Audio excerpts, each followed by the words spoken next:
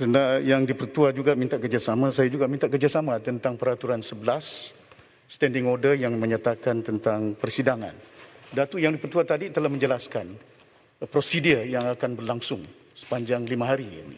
Kalau mengikut standing order yang ada, persidangan ini iaitu setiap persidangan yang ditetapkan dan diisytiharkan oleh Yang di-Pertuan Agong Sri Pertuan Baginda. Dan saya nak tanya, sama ada persidangan ini adakah selaras seperti apa yang telah dititahkan oleh Tuanku Agong untuk kita adakan persidangan.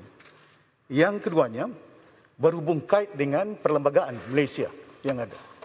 Artikel 62, iaitu jelas di sini, iaitu subject to the provisions of these constitutions and federal law, each House of Parliament shall regulate its own procedure.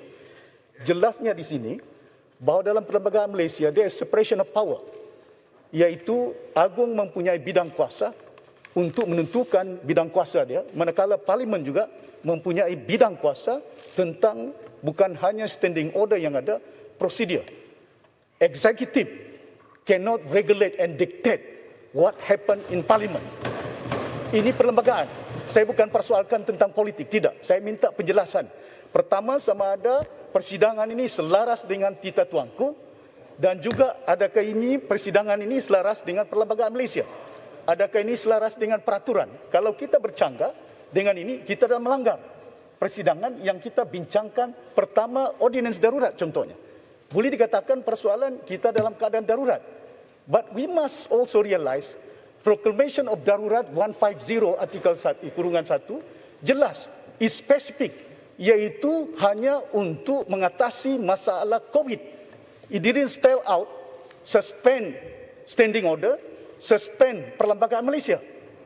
Dan kalaupun ada artikel 18 bidang kuasa yang mutlak diberikan ordinance kepada Agong, maknanya Agong mempunyai bidang kuasa untuk menentukan tarikh dan waktu dan cara persidangan itu. Dan saya minta penjelasan kepada Datuk Yang di-Pertua. Kalau sekiranya itu tidak berjalan, di mana kita hadkan 80 orang, di mana tidak ada perbahasan, di mana tidak ada pengundian.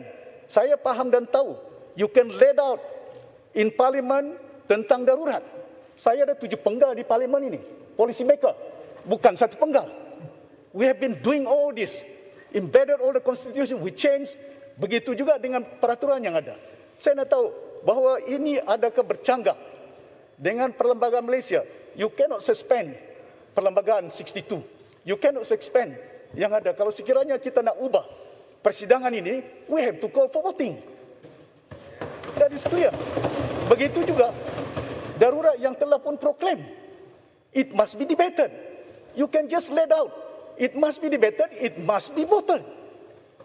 Di Parlimen ini, we cannot be rubber stamp untuk hanya meluluskan undang-undang di negara ini yang membebaskan nyawa manusia. Saya bimbang.